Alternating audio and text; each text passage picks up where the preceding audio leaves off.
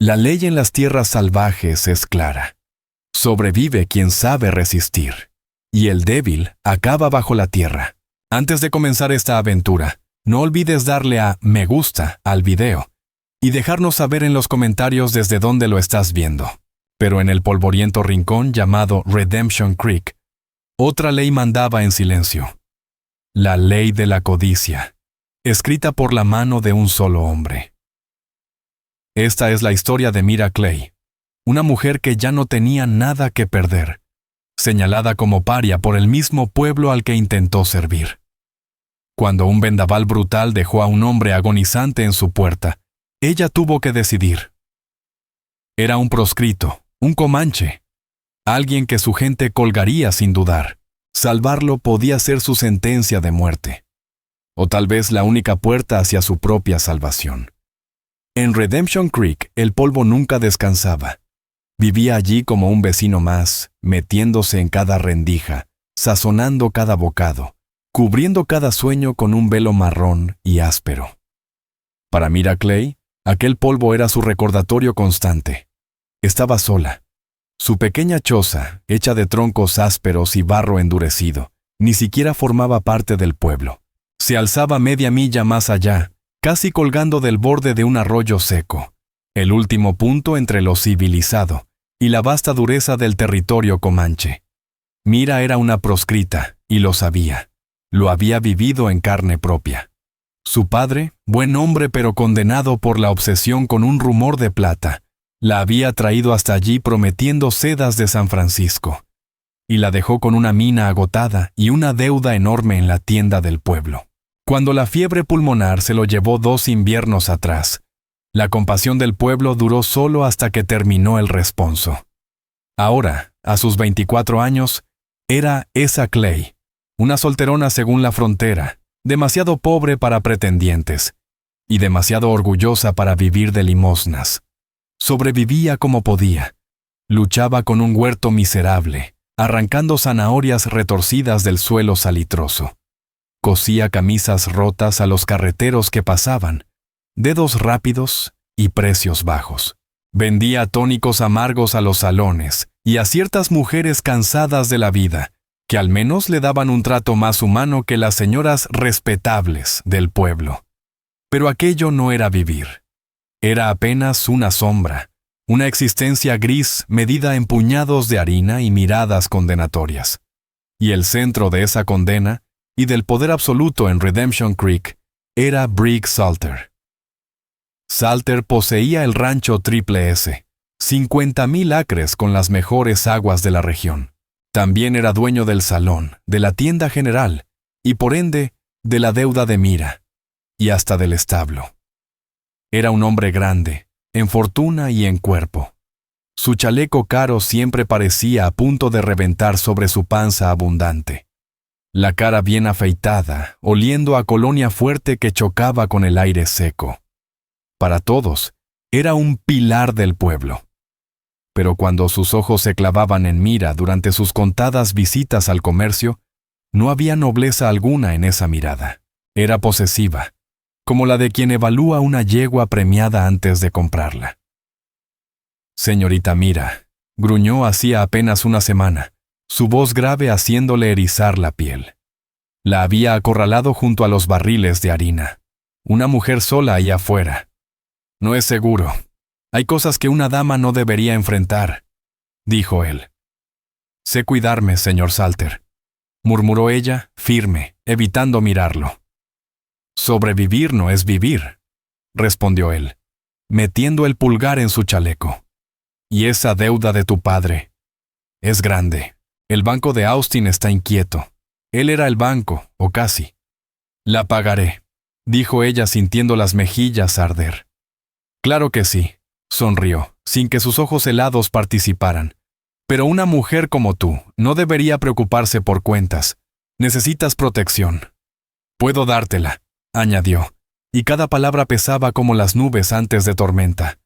No solo la quería a ella, quería su tierra. Su pedazo reseco era el único terreno privado junto al arroyo que, según su padre, se convertía en río 2 meses del año. Y Salter deseaba ese agua. Quería todo, desde las montañas hasta las planicies, y Mira era la maleza terca en su camino. Ella lo rechazó con educación, pero firme, y huyó de la tienda con el corazón retumbando entre miedo y rabia. Habían pasado 3 días. Ahora una tormenta venía.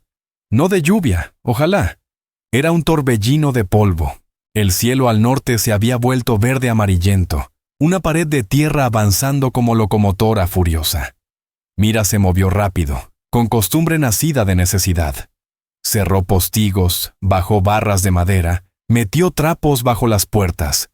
Recogió a sus 3 gallinas flacas y las dejó junto al fogón frío. Afuera el viento empezó a aullar como espíritu perdido, y la cabaña quedó en tinieblas cuando el sol desapareció. El mundo se redujo a 4 paredes. El viento gritaba, y el polvo se filtraba como destino inevitable. Cubrió nariz y boca con un paño húmedo, sentada en su catre, escuchando cómo la tierra entera parecía romperse afuera.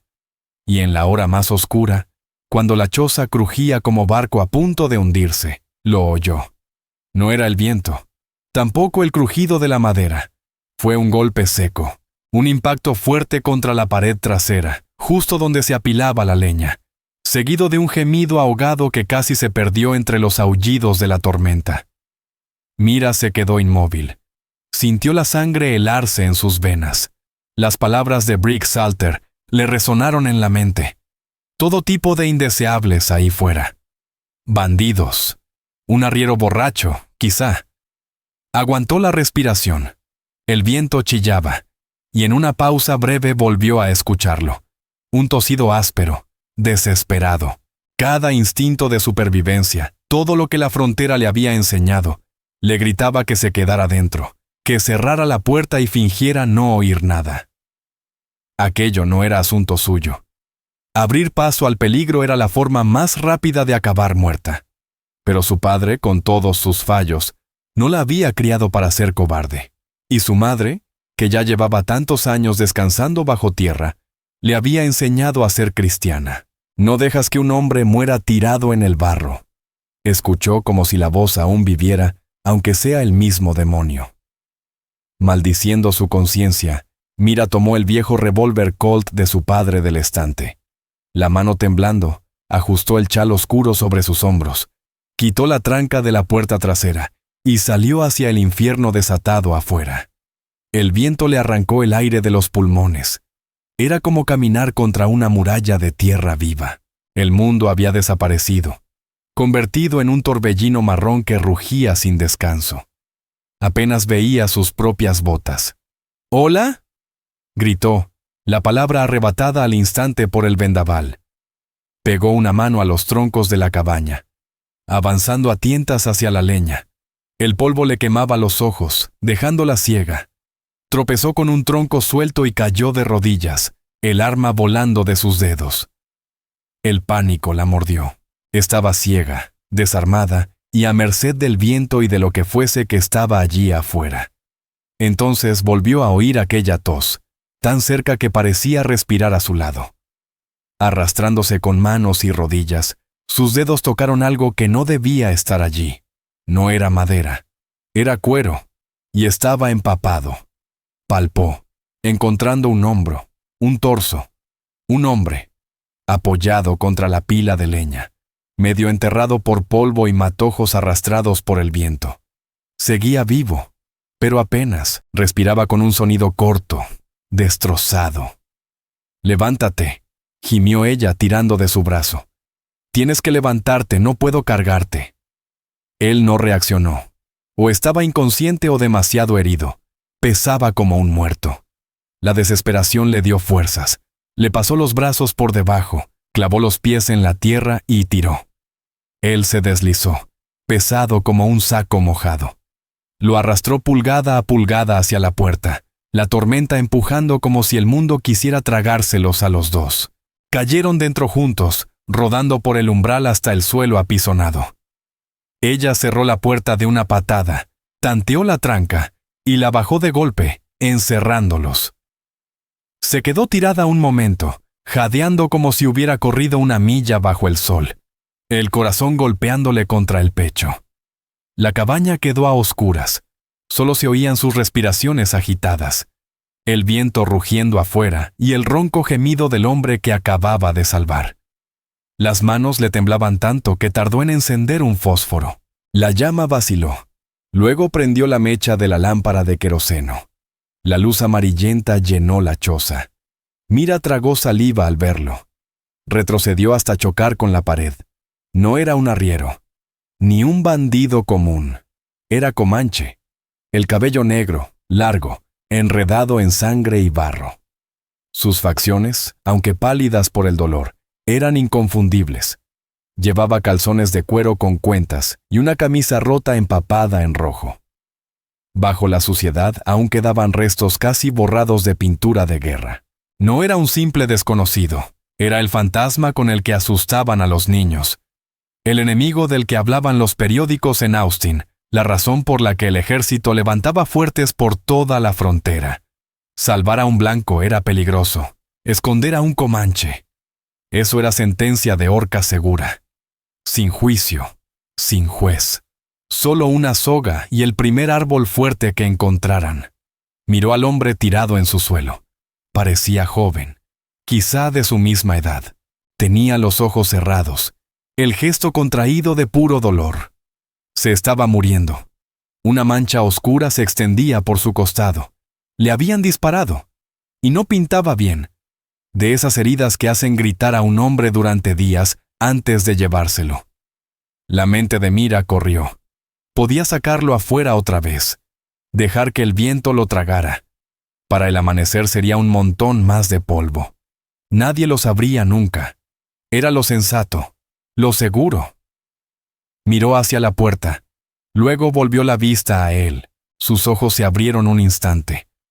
No eran los ojos del demonio que describían los folletines. Solo eran ojos. Oscuros, nublados por el dolor y el agotamiento más puro. La miraron, y en esa mirada no había odio, ni rabia salvaje. Solo un hombre sabiendo que se le escapaba la vida. No suplicó, no amenazó, solo la miró. Y después sus ojos rodaron hacia atrás, y la cabeza le cayó hacia un lado. «Maldito seas», susurró Mira, sin saber si se lo decía a él, a Dios o a su propio corazón terco. Agarró las tijeras de costura. Tomó la botella de whisky que guardaba solo para emergencias. Rasgó una tira del único paño limpio que le quedaba, una sábana que había reservado para una vida que nunca iba a suceder. Se arrodilló junto a él. «No vas a morir en mi cabaña», murmuró, tanto para él como para ella misma. «No pienso vivir con ese olor encima». Le cortó la ropa de cuero empapada de sangre. La herida era atroz. Un agujero irregular y supurante en el costado izquierdo, justo sobre la cadera. Ardía al tacto y ya desprendía un tufo a podredumbre. Le habían disparado, y parecía que la bala seguía adentro. No era doctora. Era costurera de camisas. Pero había cuidado a su padre en su fiebre. Había entablillado el ala rota de una gallina. Sabía reconocer la carne podrida. Y eso era lo que veía. «Esto va a doler», dijo, más que nada para darse valor. Empapó la tela en whisky. «Y si despiertas y tratas de arrancarme el cuero cabelludo, te juro que te meto un tiro yo misma». Presionó la tela empapada sobre la herida. El cuerpo del hombre se arqueó con un grito mudo. El dolor lo partió en dos. Sus ojos se abrieron como platos, salvajes. Su mano, rápida como serpiente, le sujetó la muñeca con fuerza brutal. Era una garra de hierro, el último impulso de un cuerpo rendido. La miró fijo, sus ojos encendidos de sufrimiento. Mira no gritó. Tampoco se apartó.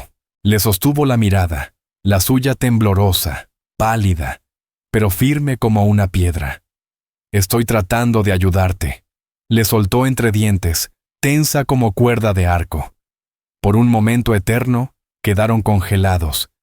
El forajido y la paria en plena batalla de voluntades, con la tormenta rugiendo alrededor. Él la escudriñó, buscando traición o miedo. Vio el miedo, sí, pero también la firmeza en su mentón. Poco a poco, su fuerza cedió. Soltó la muñeca. Su cuerpo volvió a caer al suelo y se desmayó, por fin. Mira soltó un suspiro que llevaba rato conteniendo, todo su cuerpo temblando. Recogió la tela, respiró hondo y volvió al trabajo. La tormenta no cedió. 2 días enteros encerrada en esa cabaña, sellada del mundo exterior. Un limbo sofocante. Afuera, el mundo había desaparecido. Adentro, solo quedaban el rugido del viento, el olor a queroseno y polvo, y la respiración quebrada de ese hombre en su suelo. Mira no paró. Había logrado hurgar la herida con el viejo cuchillo de pesca de su padre, desinfectado. Una tarea espantosa, ensangrentada, que la dejó pálida y casi sin aliento. Extrajo un pedazo deformado de plomo, una bala del 44. No era del ejército, era de un colono o de un vaquero. Volvió a limpiar la herida una y otra vez, con agua hervida y el último chorro de whisky. Aplicó un ungüento de milenrama y corteza de sauce, como le enseñó su madre. Le obligó a beber agua y luego un caldo liviano, entre sus labios agrietados por la fiebre. Él era una sombra, suspendido entre 2 mundos. Se retorcía en su delirio, murmurando en una lengua que ella no comprendía, gutural, quebrada, llena de un dolor que iba más allá de la herida. En su fiebre, peleaba. Sus manos se cerraban, sus músculos se tensaban como si aún empuñara un arco. Ella no lo dejaba solo. Le enfriaba la frente, lo sujetaba cuando los temblores amenazaban con desgarrar los puntos. Estaba agotada, asustada, sola con aquel secreto que podía matarla. Y así aprendió su rostro. Sin sangre ni pintura, era solo un hombre. Más joven de lo que había creído. Rasgos marcados, nariz recta, mandíbula firme. Una cicatriz cruzaba su ceja izquierda, dándole un aire adusto, pero en medio de la fiebre parecía casi un chico. Mira empezó a preguntarse cosas. ¿Cómo se llamaba? ¿Quién le disparó? ¿Tenía esposa, hijos? Pensamientos peligrosos. Humanizar al enemigo era invitar al desastre. Se suponía que él era un monstruo, un demonio rojo, pero el que le había agarrado la muñeca ya no estaba. En su lugar, quedaba un paciente, uno que dependía de ella para cada sorbo, para cada suspiro. Y en la mañana del tercer día, el viento, por fin, se detuvo. El silencio fue tan brutal como el estruendo que lo había precedido. Mira, quitó la tranca de la puerta y salió a un mundo que no reconocía. El paisaje había cambiado, como si lo hubieran lijado y redibujado con polvo ajeno. Su pequeño huerto estaba sepultado, el tonel de agua, vacío, pero el cielo brillaba con un azul tan puro que dolía en los ojos. Estaba sacando con paladas lo que parecía la mitad del suelo del condado fuera de la cabaña, cuando se giró, y lo encontró observándola.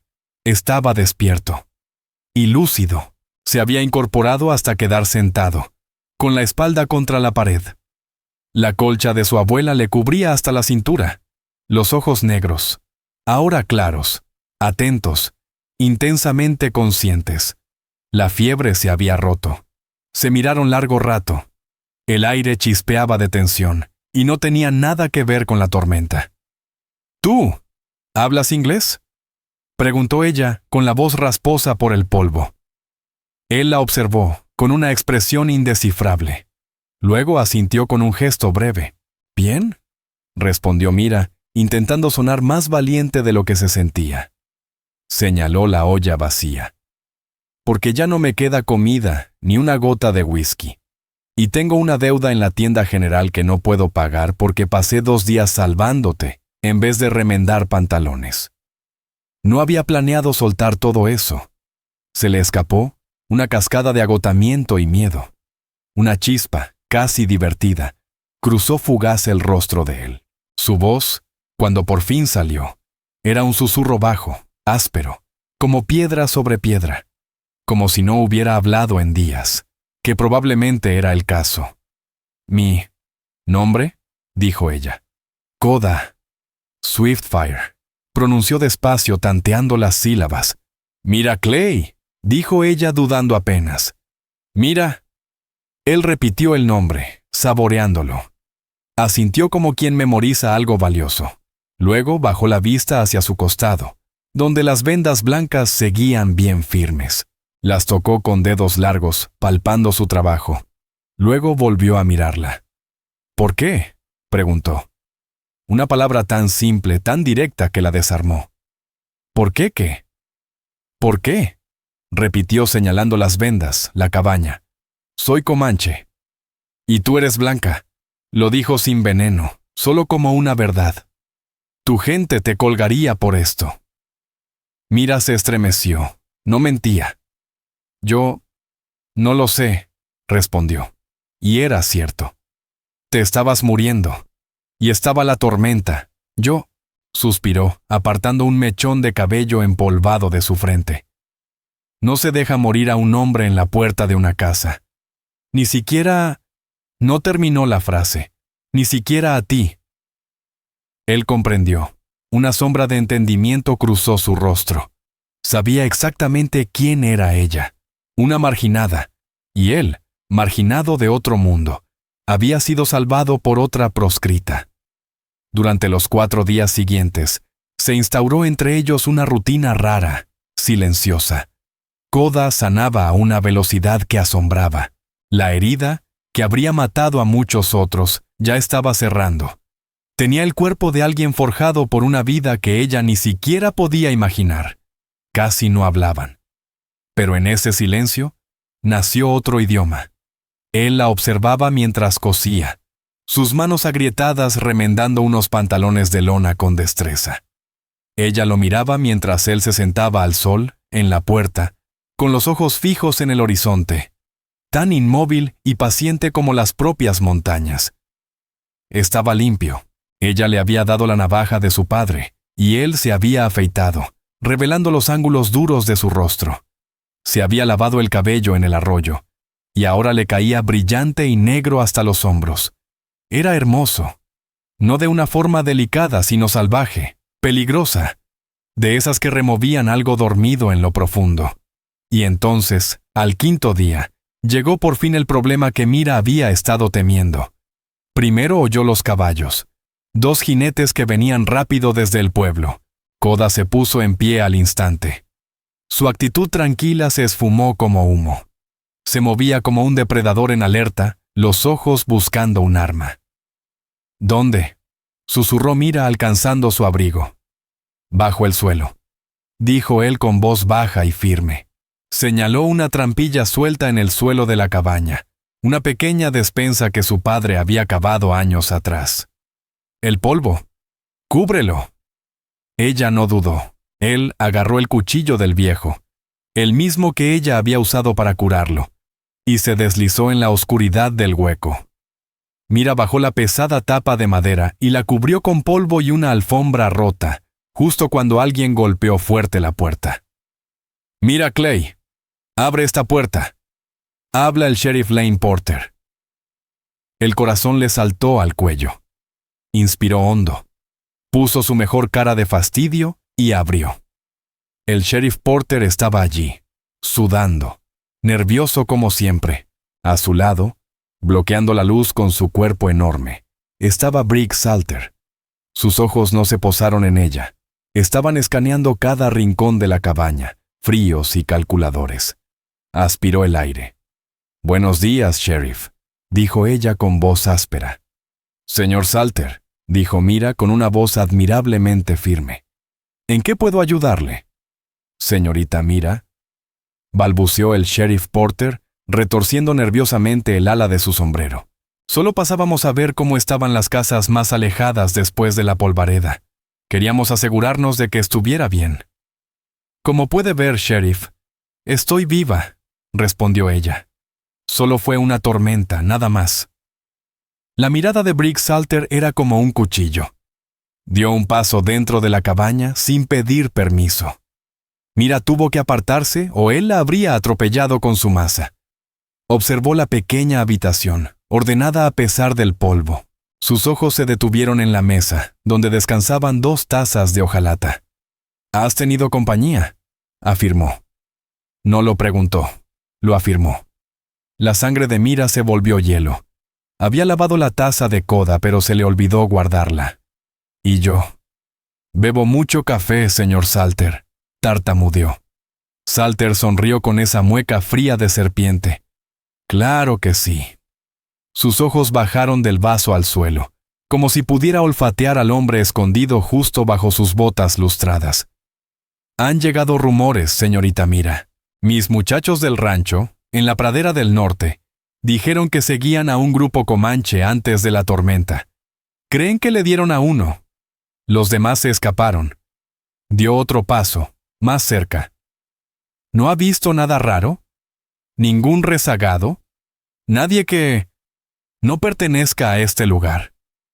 Estaba tan cerca que Mira pudo oler el ron especiado y el agrio rastro de tabaco en su aliento. Esa mirada, pesada, invasiva. Y bajo el suelo, a escasos centímetros de esas botas, Koda esperaba, cuchillo en mano. La mente de Mira giraba, buscando desesperada una mentira que pudiera sostenerse. Pero al mirar esos ojos grises, gélidos, entendió que no era una pregunta, era una trampa. Quería que ella mintiera. No, señor Salter, dijo, sorprendiéndose de lo serena que sonaba su voz. No he visto a nadie. Como usted mismo dijo, una mujer sola mantiene su puerta bien cerrada. La sonrisa de Salter se ensanchó, pero no tenía alma. Sabio, muy sabio. Echó un último vistazo, sus ojos deteniéndose un segundo demasiado largo en la alfombra gastada que cubría la trampilla. Lo sabía, o lo sospechaba, que era igual de peligroso. Un depredador que olía sangre. Y no importaba si creía que era un comanche, o simplemente un hombre. Para él, era una grieta, una debilidad que podía aprovechar. Bueno, dijo, dándose media vuelta hacia la puerta. Me alegra ver que estás ilesa. Puso la mano en el marco, se detuvo y la miró por encima del hombro. No olvide nuestra pequeña charla, señorita Mira. La deuda en la tienda es paciente, pero no eterna. Vamos, Porter, ordenó, y salió de la cabaña como si le perteneciera, dejando atrás al sheriff, que apenas podía seguirle el paso. Mira quedó paralizada. Todo su cuerpo temblaba mientras los veía montar a caballo y alejarse. Solo cuando ya eran un punto borroso en el horizonte cubierto de polvo, cerró la puerta de golpe y se dejó caer contra ella. Luchó con la trampilla hasta abrirla. Koda emergió, no con pánico, sino con la tensión de un lazo estirado. Su rostro era una tormenta. Lo sabe, susurró ella con la voz temblorosa. Sospecha, corrigió él, sin apartar los ojos de la puerta como si pudiera ver a través de ella la figura de Salter alejándose. Es un hombre que quiere poseerlo todo, dijo. Cree que tú le perteneces. Él es dueño de mi deuda, respondió ella con amargura. Es lo mismo. No, replicó Koda, girándose hacia ella con una intensidad que la desarmó. No lo es. Se miró el costado vendado. Ya estaba mejor. No del todo, pero podría cabalgar. El pacto silencioso que habían sellado en la tormenta se había acabado. Ya no era seguro para él quedarse, ni para ella tenerlo allí. Fue hacia la esquina donde yacían sus pocas pertenencias, raídas por el tiempo. Se vistió con movimientos fluidos, seguros. Ya no era el hombre febril que ella había cuidado. Era un guerrero, un jefe. Se ató el cuchillo al cinturón. Se plantó ante ella, firme como una roca, toda su fuerza contenida en ese pequeño espacio. No estás a salvo con él, Koda dijo. Y yo no estoy a salvo contigo, espetó ella, herida, asustada, agotada. O mejor dicho, por tu culpa. Él volverá, Koda. Cree que miento. Tengo que irme, dijo él sin dureza. Mi gente me buscará. Entonces vete, soltó ella, dándose la vuelta para que no viera el ardor repentino en sus ojos. Estaba aterrada, y su partida le hizo sentir una soledad distinta, más profunda, más feroz. Él caminó hacia la puerta. Se detuvo, con la mano en la barra de madera. Se giró y por un instante, su rostro dejó de ser impenetrable. Metió la mano en una pequeña bolsa de cuero colgada del cinturón, una que Mira no había notado antes. Sacó algo y lo puso en su mano. Era una pluma, finamente adornada con cuentas diminutas, negra, pequeña, atada con un lazo de cuero. Era hermosa, y tan suave que parecía irreal. «Por la deuda», dijo Koda. Mira la miró, atónita. «¿Una pluma, Koda? Esto no paga ni una flor. Esto no detendrá a Salter. Él vendrá por mí». «Pero no te tendrá», respondió Koda ignorando su reproche, con la voz grave. Y luego, como una sombra sin sonido, desapareció. Salió por la puerta trasera y cuando Mira corrió a la ventana para buscarlo, ya no estaba. Se había desvanecido entre las rocas y los arroyos como si la tierra misma lo hubiera tragado. Solo quedó el latido enloquecido de su corazón, el perfume amargo del ballroom en el aire, y una pluma hermosa, inútil. Durante una semana no ocurrió nada, y ese silencio desde el pueblo resultó más inquietante que cualquier amenaza de Salter. La vida de Mira volvió a su rutina árida, pero ahora envenenada por un temor punzante. Cada ráfaga de viento le sonaba a cascos. Cada sombra le parecía el contorno de Brick Salter. Se descubría tocando la pluma, que ahora llevaba colgada al cuello, oculta bajo el vestido. Era un gesto absurdo, sentimental, un amuleto contra un mundo que no creía en milagros. El golpe llegó, como siempre, un martes. Estaba en la tienda general, intentando intercambiar unas alforjas remendadas por una pequeña lata de café, cuando el sheriff Porter entró. No venía solo.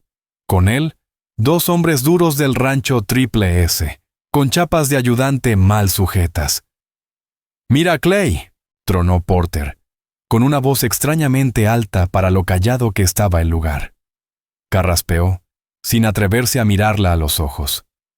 «Sheriff», dijo ella con un nudo en el estómago. «Tengo una orden de arresto». Un suspiro colectivo recorrió la tienda. Martha Finch, la esposa del reverendo, dejó caer una lata de frijoles. «¿Arresto?» La voz de Mira fue un susurro. «¿Por qué?» «Por deuda no se puede arrestar a alguien».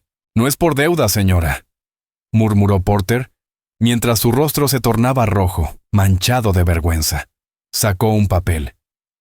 «Es por robo y por ayudar a un fugitivo de la ley». «¿Qué?», jadeó ella confundida. «Eso es absurdo. ¿Ayudar a quién?» Brick Salter apareció desde la oficina trasera, como si la escena estuviera planeada. Llevaba algo en la mano. Lo alzó para que todos lo vieran. Un rifle del ejército, modelo repetidor. «Mis hombres encontraron esto», anunció, con una voz cargada de falsa pena. «En un barranco seco, no a 100 pasos de la cabaña de la señorita Clay. Y 3 de mis mejores reses, degolladas». El rastro conducía directo a su propiedad. La sangre de Mira se heló. Una mentira, tan descarada como perfecta. «Y eso no es lo peor», continuó Salter, bajando la voz como si compartiera un secreto oscuro. «Ese rifle fue robado, del fuerte de Fort Sill. ¿Y quién roba armas del ejército, amigos?» «Comanches», murmuró alguien. «Exacto», asintió él, fijando sus ojos en Mira. «Ella lo escondía. Al que mis hombres balearon, lo tenía allí, en su cabaña. Lo alimentó, le curó las heridas. Le dio mi carne robada. El ambiente cambió. Los rostros antes indiferentes se transformaron en máscaras de rabia. ¿Amante de Comanche? Traidora. Ella trajo esta desgracia». «¡Es mentira!», gritó Mira retrocediendo. «Él miente. Él quiere mi tierra». «Ya basta, señorita Clay», gruñó Porter, tomándole el brazo con brusquedad. «Está usted arrestada. No pueden hacer esto», sollozó ella. Pero los ayudantes ya estaban sobre ella. La arrastraron, pataleando, hacia la calle polvorienta. Todo el pueblo observaba. Habían sido llevados allí. guiados como ovejas para presenciar su humillación. La arrojaron dentro de la única celda del pueblo, una construcción de adobe sucio, tras la oficina del sheriff. La puerta de madera se cerró con un golpe sordo y el cerrojo cayó con un clic brutal. Mira cayó al suelo, cubierto de polvo. El olor rancio a whisky seco y desesperación humana la rodeó. Estaba atrapada. Salter lo había hecho. No solo la había amenazado, la había destruido. Había vuelto al pueblo contra ella. Y lo hizo con una mentira tan perfecta, tan retorcida, que la verdad no tenía espacio para respirar. La celda era una caja de 6 por 8 pies, una miseria encerrada entre barrotes. Un hilo de luna atravesaba el pequeño ventanuco con barrotes, única fuente de luz en la celda. El suelo estaba cubierto de cosas que Mira prefería no identificar. Un balde oxidado en la esquina completaba el mobiliario. Sentada en el catre tambaleante, su cuerpo estaba entumecido de puro shock. Todo había ocurrido tan rápido. En apenas 10 minutos, había pasado de ser una marginada a convertirse en una criminal, una traidora. La acusación de encubrir a un fugitivo era vaga, pero en ese territorio, ser llamada amante de un comanche era una sentencia de muerte. Sabía con escalofriante certeza que jamás vería un juicio real. El juez Mercer Hale, el único hombre de ley en 100 millas a la redonda, era un borracho notorio, y otro títere en la nómina de Briggs Salter. Firmaría lo que él le pusiera por delante, y el pueblo aplaudiría. Necesitaban un chivo expiatorio para su miedo, para la sequía, para los problemas con los indios. Y ahora la tenían, servida en bandeja. Iba a colgar. O peor, sería desterrada, sola, condenada a morir en algún paraje sin nombre. Pasó la noche sumida en el terror. Cada ruido de la calle la hacía brincar. Pensaba en Koda. ¿Habría escapado? ¿Estaría a salvo? Una risa amarga, casi histérica, le subió por la garganta. Lo había salvado. Y al hacerlo, había firmado su propia condena. La ironía era tan densa que le ahogaba. La mañana trajo un horror distinto, más personal. La tranca de la celda se levantó. No era Porter, era Briggs Salter. Entró con su olor habitual a Bay Rum y tabaco rancio, como si no encajara en aquella mugre. Traía una bandeja de lata, con un pedazo de pan duro y un vaso de agua turbia. Lo dejó en el suelo como quien alimenta a un perro callejero. «Buenos días, Mira», dijo con una voz ofensivamente amable. Ella no respondió. Lo miró con todo el odio que pudo concentrar. ¿Sin hambre?, rió con desdén.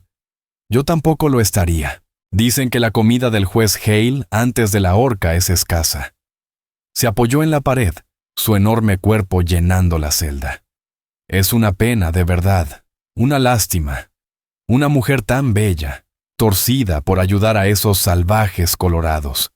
Tú sabes que eso es mentira, escupió ella con la voz rota. Plantaste ese rifle, robaste tu propio ganado. Salter soltó una carcajada. ¿Plantado? ¿Robado? Esas palabras suenan feas, Mira. Yo lo llamo negocios. Estoy protegiendo los intereses del pueblo. ¿Y tú? Tú te volviste un estorbo. Tú lo que quieres es mi tierra. Y la tendré, la corrigió acercándose un paso. Sea con tu firma en un contrato de venta o en una sentencia de muerte. El banco en Austin no distingue entre firmas. Dio un paso más. El estómago de Mira se revolvió. Pero no tiene que ser así, dijo con ese tono bajo, íntimo, que tanto asco le daba. Le acarició un mechón de cabello sucio. Ella se estremeció, pero no tenía a dónde huir. Soy un hombre solo, Mira, con apetitos. Un hombre como yo necesita una esposa. Una mujer fuerte, hermosa, que sepa manejar su casa, estar a mi lado. Ella entendió. Sintió la sangre abandonarle la cara. «Cásate conmigo», dijo. No era una propuesta, era una amenaza. «Estás enfermo», susurró ella. «No, soy práctico. respondió él con tranquilidad. Así está el trato. Tú firmas 2 papeles. Uno que transfiere tu reclamación de terreno al rancho Triple S. El otro, un certificado de matrimonio. Y a cambio, tengo un cambio de corazón. Encuentro al verdadero culpable. Sonrió con cinismo. Estoy seguro de que uno de mis peones, ese tonto de Hugh Danner, por ejemplo, aceptará confesar a cambio de una pena reducida. Incluso pagaré la deuda de tu padre. Todo borrado. Pasarás de ser una prisionera a ser la señora Mira Salter, primera dama de Redemption Creek. Le ofrecía una jaula nueva. Dorada, sí, pero una jaula al fin. Ella sería su propiedad, como la tierra, como el salón, como todo. ¿Y si digo que no?, preguntó. El corazón le latía como piedra muerta. La sonrisa de Salter se borró. Se acabó la cortesía. Quedó el depredador. Si dices que no, entonces el juez Hale vendrá al mediodía. Acelerará el juicio ya que el delito es sensible. Y al anochecer, serás una lección para cualquiera que piense en desafiarme. El pueblo mirará, y tu tierra será mía igual. El banco lo verá. Puso una mano en su hombro. Apretó. Como una prensa. Esta es tu última oportunidad, Mira. Mi protección o la soga. Tú decides. Mira miró aquel rostro, esa seguridad repulsiva, ese deseo bruto. Imaginó una vida como su esposa, despertando con ese rostro, soportando su tacto, siendo su cosa, y pensó en la cuerda. Por un instante, ambas opciones le parecieron lo mismo.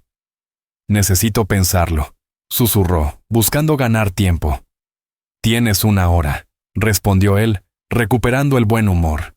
Le dio una palmadita en el hombro, un gesto de propiedad que la hizo hervir por dentro. Le pediré al juez Hale que prepare los papeles, así es mucho más limpio, ¿no crees?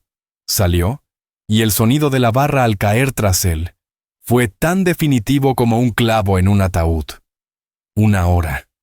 1 hora para elegir entre una muerte rápida o una lenta. Se dejó caer sobre el catre. No había escapatoria. Salter había cerrado todas las salidas. Había ganado. Extendió la mano hacia el vaso de agua. Le temblaba tanto que derramó la mitad. Mientras bebía, sus dedos buscaron bajo el vestido y encontraron la pequeña pluma con cuentas. Coda. Él vendrá por ti, pero no te tendrá. Lo descartó. Una fantasía estúpida. Él era solo un hombre, probablemente a cientos de kilómetros, luchando por sobrevivir. No iba a venir. Nadie vendría. Estaba sola, y su hora estaba por terminar. Se enderezó, la espalda recta. Pensó en su padre. Pensó en su madre. Pensó en las manos sudorosas de Brick Salter. No le daría el gusto, no firmaría. Enfrentaría la cuerda. Era una elección terrible, pero era suya. La última migaja de sí misma que Salter no podría poseer. Cerró los ojos y esperó oír los pasos del juez. El salón estaba abarrotado. No era solo un juicio, era un espectáculo. Salter, generoso en su victoria, había mandado traer un barril de whisky gratis. El ambiente era peligrosamente festivo. El juez Mercer Hale, con el rostro cruzado de venitas reventadas, estaba sentado tras un estrado improvisado, una tabla apoyada sobre 2 barriles. Ya iba medio borracho, su túnica manchada de tabaco. Mira se encontraba frente a él, custodiada por los 2 matones de Salter. Tenía las manos atadas al frente, pálida, el vestido desgarrado, pero la cabeza bien alta. Había decidido. No rogaría. A ver, orden aquí. Balbuceó el juez, golpeando con una botella como si fuera mazo. Estamos aquí para repartir, justicia. Salter se encontraba cerca del frente, imagen perfecta de pena ciudadana. Juez, dijo con la voz proyectándose por encima del bullicio. Es con gran pesar que traigo esta tragedia ante usted. Las pruebas son abrumadoras. Cierto, murmuró Hale, hojeando papeles que ni había leído. Mira, Clay, estás acusada de robo de ganado, conspiración y comanchería. Un murmullo furioso recorrió la multitud. ¿Cómo te declaras?, preguntó el juez, ya mirando a Salter buscando la señal. No necesita declararse, intervino él, avanzando. Todos sabemos que es culpable. Se mezclaba con los mismos salvajes que incendian nuestros hogares. Las puertas del fondo se abrieron de golpe. Un estruendo que congeló la sala. Todas las miradas se giraron. El hombre parado en el umbral no era un salvaje. Koda ya no era el herido febril que ella había salvado. Estaba limpio, vestido con ropa práctica, camisa oscura, pantalones de lona y el porte de un verdadero líder comanche. Un pectoral de hueso pulido le cubría el pecho. 2 plumas de águila trenzadas en su cabello negro y largo. Su rostro era un muro de furia helada, magnífico y aterrador. Pero no estaba solo. Detrás de él, desplegados en la calle, había al menos 20 hombres, una mezcla de guerreros comanches pintados y curtidos, vaqueros mexicanos y forajidos blancos. Todos armados hasta los dientes. No entraron disparando, solo estaban allí, montados, en silencio. Una tropa disciplinada, los rifles descansando sobre las sillas de montar. Habían tomado el pueblo sin un solo tiro. El salón enmudeció. Solo se oía el tintineo de las espuelas de Koda, avanzando lento, decidido, por el centro del lugar. No miró a Salter, no miró al juez, miró a Mira. Siguió caminando hasta quedar frente a ella. Los ayudantes ya se habían apartado, con las manos temblando sobre sus armas. Pero no hicieron nada. Los ojos de Koda vieron sus muñecas atadas, la mancha en su mejilla, el terror valiente en su mirada. Los suyos, duros como obsidiana, se suavizaron por un breve instante. Sacó el cuchillo que ella misma le había entregado y cortó limpiamente las cuerdas que ataban sus muñecas. Esto. La voz de Koda cortó el silencio como un rayo. No les corresponde juzgarlo a ustedes. Oiga, tartamudeó el juez Mercer Hale, con un valor improvisado alimentado por whisky. No puede simplemente... Esto es un tribunal. Esa mujer es una mentirosa. Brick Salter finalmente había recuperado la voz, pero no temblaba de miedo, temblaba de rabia.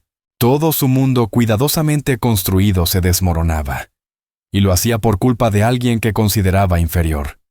Es una traidora, y tú, lo señaló con un dedo tembloroso. Tú eres el que salvó. Él es el fugitivo. Koda giró lentamente la cabeza hacia Salter. Era la primera vez que lo reconocía. ¿Tuyo?, preguntó con voz helada. ¿Tus hombres me dispararon? Estabas robando mi ganado, gritó Salter, su rostro púrpura de furia.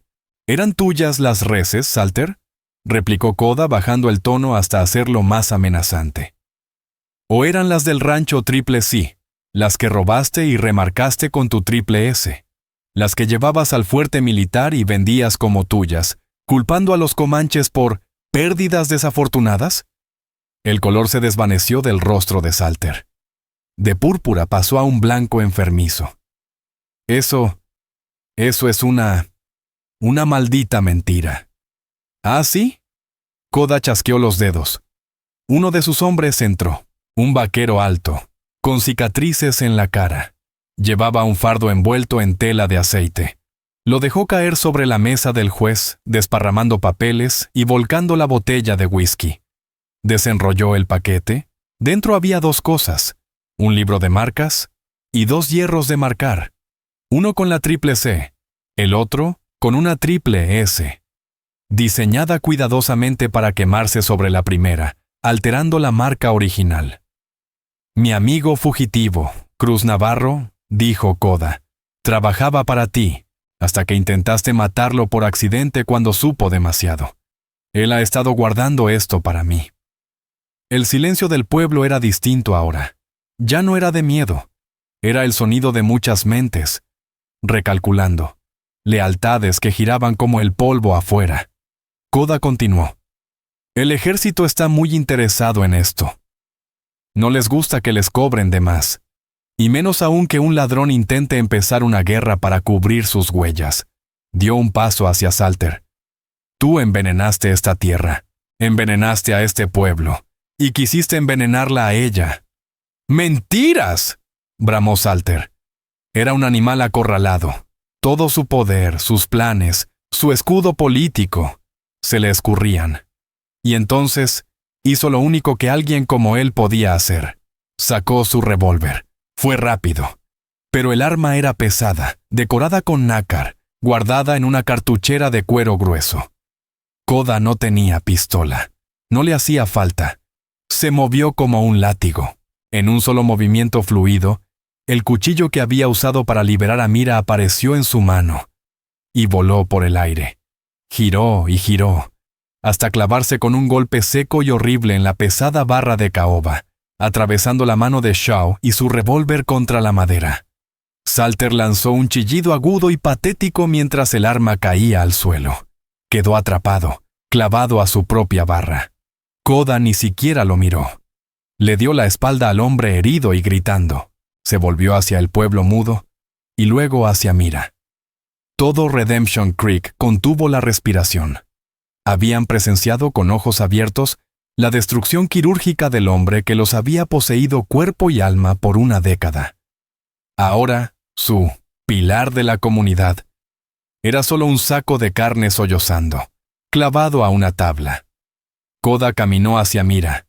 Ignoró a la muchedumbre, al juez tembloroso, a los murmullos. Solo tenía ojos para ella. «Te lo dije», dijo con voz baja, solo para ella. «Él no te tendría». «Volviste», susurró ella, aún con las manos marcadas por la cuerda. «¿Cómo? ¿Cómo supiste?» «Nunca me fui», respondió él. Señaló hacia afuera. «Tu sheriff está detenido. Mis hombres vigilan este pueblo hace una semana, esperando que ese hombre mostrara su verdadera cara». Asintió hacia Salter. «Solo esperaba que él hiciera el movimiento, que tú lo hicieras salir a la luz». «¿Me usaste?», murmuró ella, atónita. «¿Me usaste como carnada?». La acusación quedó flotando. El rostro de Koda no se inmutó, pero sus ojos mostraron una chispa de dolor. «Sí», admitió, y la sinceridad le dolió más que cualquier mentira. «Sabía que él vendría por ti. Era la única forma de obligarlo a mostrar su mano frente a todos esos necios que lo seguían. No pensé que te arrestaría. Fui demasiado lento». Miró sus muñecas aún marcadas. «Lo siento». Estaba disculpándose. Ese hombre, que acababa de tumbar a un imperio entero, estaba pidiéndole perdón. «¿Y ahora qué?», preguntó Mira mirando alrededor, a los rostros aterrados. Tú no puedes simplemente irte». «Ah», dijo Koda, y una leve sonrisa curvó sus labios. «No hemos terminado». Lanzó un silbido agudo, como un ave. Dos de sus hombres entraron cargando unas alforjas de cuero, pesadas. Sin decir palabra caminaron hasta la mesa improvisada del juez y volcaron el contenido. No era un libro de marcas, era oro, no polvo, no pepitas, oro auténtico, brillante, pesado. Monedas españolas, louis d'or franceses, águilas dobles americanas, una fortuna apilada sobre una tabla coja, el sonido de 100 años de sueños, cortando el miedo como cuchilla caliente. Un jadeo recorrió la sala. Los ojos del juez Hale casi se le salieron de la cara. «Esto», anunció Koda con voz firme y clara, «es el pago». Levantó una sola moneda, gruesa. «Este hombre», dijo sin mirar al tembloroso Salter, «robó más que ganado. Robó comercio. Mi comercio». La última pieza encajó. Koda no era solo un guerrero. Era comerciante, estratega. Controlaba rutas secretas a través del territorio comanche, moviendo mercancía, ganado y oro, desde las tierras mexicanas hacia los fuertes del norte. Era más que un jefe, era un poder en las sombras. Y Salter no era solo un ranchero, Era un intruso codicioso, un cazador en tierra ajena. Todo esto, dijo Koda señalando el oro, es para el pueblo, para las deudas que él les colgó, para la tienda que arruinó. Esto lo paga todo. Estaba comprando la libertad del pueblo, no con balas, con dinero frío y honesto. Tomó una bolsa más pequeña, pero aún pesada. Caminó hacia Mira y se la extendió. Esto es por una deuda, por el whisky y el caldo. Ella miró la bolsa. Era más riqueza de la que jamás había visto. Más de lo que su padre había soñado buscar. Suficiente para irse a cualquier parte. San Francisco, Nueva York, Londres. Es demasiado, balbuceó. No es suficiente, contestó él sin dudar. Ella miró el oro. Luego miró a los pobladores que, entre la codicia y el asombro, ya fijaban la vista en la mesa. Luego miró a Salter, derrotado, gimoteando, y pensó en su cabaña de tablones, en su vida de polvo y costuras, de soledad. Podía ser rica, pero podía quedar tan sola como siempre. Despacio, le devolvió la bolsa de oro a Koda. No es el oro lo que quiero, dijo, con voz temblorosa pero clara. Los ojos de Koda buscaron los suyos. Él había venido a saldar cuentas, a liberarla, a pagarle, pero no había venido por esto. Lo único que no esperaba. Mira, empezó. Mi mundo no es el tuyo, es duro, es peligroso. Este también lo es, dijo ella con una risa amarga señalando el salón. Al menos el tuyo es honesto. Y yo, estoy cansada, muy cansada del polvo. Un silencio profundo se tendió entre ellos. Él le había ofrecido libertad con justicia y oro, pero ella pedía algo más, algo que él no sabía que tenía. Asintió, solo una vez. Extendió la mano, no con oro, solo su mano. Mira Clay, la paria de Redemption Creek, la tomó. Koda giró su palma, entrelazó sus dedos, y juntos salieron del salón. No miraron atrás, no miraron el oro, no miraron al juez suplicante, ni al tirano derrotado y sangrando. Salieron al sol brillante y despiadado de la calle principal. Los hombres de Koda, la tropa silenciosa, se abrieron para dejarles paso. Un corcel negro, imponente, fue conducido hasta él. Koda montó con agilidad perfecta. Luego le tendió la mano a Mira.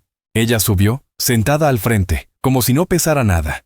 Se acomodó contra su pecho, sólido, vivo, tibio. Sacó la pluma con cuentas de su vestido y la guardó en el bolsillo. Una promesa. ¿A dónde vamos?, preguntó, su voz casi perdida en el viento. Koda no miró al oeste, miró al norte, hacia las montañas lejanas que brillaban en el horizonte. «A casa», dijo, y juntos cabalgaron fuera de Redemption Creek, dejando atrás solo el polvo, una montaña de oro, y una historia que sería contada por generaciones. Nunca más se les volvió a ver. Mira Clay desapareció de los registros, pero su historia, la leyenda de una mujer que salvó a un forajido y fue salvada a su vez, todavía resuena en los cañones del oeste. Un relato que demuestra que la línea entre salvaje y civilizado no es más que una raya en el polvo, trazada por el miedo y la codicia. ¿Qué pasa cuando te empujan al borde? ¿Te quiebras? ¿O descubres una fuerza que no sabías que tenías? La elección de Mira prueba que a veces el mayor riesgo no es pelear, sino confiar, y que la mayor recompensa no es el oro, es la libertad. Si esta historia te ha conmovido, te invito a que nos acompañes a descubrir más historias reales del viejo oeste. Historias que honran la resiliencia, la ternura y el espíritu que Dios puso en quienes abrieron camino. Suscríbete, comparte, deja tu opinión en los comentarios y únete a nosotros una vez más para recorrer esta tierra indómita. Gracias.